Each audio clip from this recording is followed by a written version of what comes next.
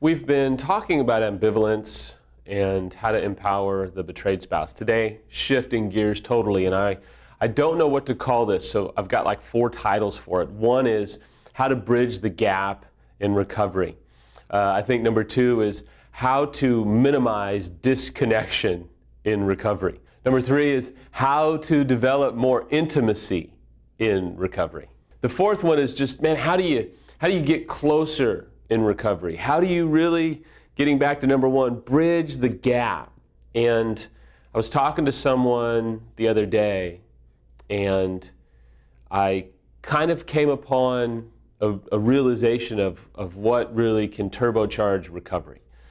If you, as an unfaithful spouse, absolutely want to, I'm not going to say speed things up as though you're going to hurry your spouse to heal, but if you want to hurry your spouse to heal, this is a way to help bridge the gap and get closer quicker. If you want, as an unfaithful spouse, and betrayed spouses, I absolutely want your feedback on this. So if you think I'm full of crap and I'm missing it, go ahead. Add new comment, let the fingers fly, send it to me. Because I think I'm on to something here, but I always want your feedback. And I've ran this by Samantha. So one of the ways an unfaithful spouse can absolutely gain miles of traction with the betrayed spouse is one thing. It's called empathy. And if you understand what empathy is, there's a variety of definitions, but they all kind of resonate around a couple of key principles. One is to share the feelings and the pain of another. Another definition says to vicariously share the feelings of another. Another one finally is empathy is heartbreaking because it puts you in the same place as the other to share their experience of trauma. If you as an unfaithful want to cause your betrayed spouse to draw near to you, if you want to see them change, if you want to see their anger start to dissipate eventually, if you want to see them want to be close with you, if you want to see the betrayed spouse turn towards you instead of turning away from you, empathy will do it every time.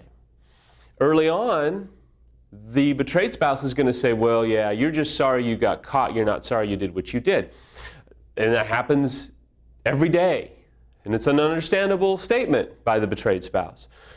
But if it's true empathy, it's going to be there, and it's going to get richer, and it's going to get more real, if you will, and it's going to get more prevalent because your betrayed spouse wants to know that you get it, that you're aware of the damage that you've created in their life, that you are in touch with reality, that you are keyed into what your choices have made your spouse feel. It's empathy. Man, and I feel passionately about this because I was so perfect at showing empathy early on in recovery. What a farcical expression. I was an idiot. To this day, I can be an idiot. And I have learned, though, when I am empathetic, it changes the game. So it's a game changer. If you want to change the game with your betrayed spouse, do everything that you can do to gain a better understanding of empathy. Read books, study, take a course on the site, study the Greek, study the Hebrew. I don't care, but if you want to gain traction, learn what it means to be empathetic.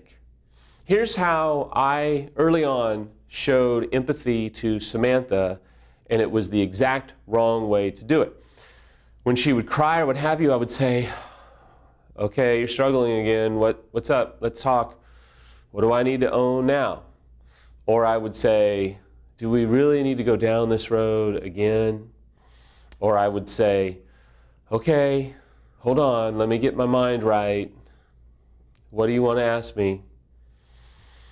Or I would get mad and say, does every date need to be a discussion? Does every dinner, why can't we just enjoy the night? Okay, don't do those things, or don't do them anymore. They don't work. How have I learned how to develop empathy now is I listen, and I work really hard to listen and absorb it without only listening for her words that I'm going to use against her later, or only listening, waiting for her to stop talking so I can immediately go, and let me show you what an idiot you are. No, you're going to have to learn how to display empathy in the way that you hear your spouse communicate, the way that you receive what they are saying, even if you know that some of the things that they are saying are not 100% accurate or 100% true, and maybe they're glossing, or maybe they're grandstanding, or they're doing all the different things that we know that sometimes happen just in communication. But as you embrace it and say, you know what? Like 2 days ago, I forgot to do something for Samantha. Didn't cost a lot of money, but it was incredibly inconvenient for her, and it just was brutal. And so she yelled down, "Hey, did you do so-and-so?" And I looked up the stairs and I was like, ooh, I'm screwed. I looked at my 16-year-old son, and he looked at me like, "I know you didn't do it, Dad." And I just went, "I didn't." Dead silence. She didn't talk. And so for me, I walked upstairs and I was like, "Dude, I am so sorry. No excuses. I just blew it. I'm so sorry. Like, just stupid." And you know what she did? She said, "I know you've been busy, you got a lot going on, it sucks, but it's only such and such amount of money, and you know what, in the grand scheme of things, who cares?" And it was fine. But in the past, I'd have been like, "Dude, it's only such and such. Get over it. What are you thinking? Stop making a big deal out of it." Because that would not be empathy. And so I would have said some of the same things that she actually said to me, but it was the heart, and it was the mentality, and it was the approach. So if you want to gain ground, find a way to show empathy. Find creative ways to show empathy for what you've done, or what's happening, or how difficult their life is because of your choices. And betrayed spouses, I'd love your feedback. I'd love your thoughts. If you think I'm wrong, by all means, help me. But I feel like this is a game changer, and if anything, it's a bridge builder for your recovery process.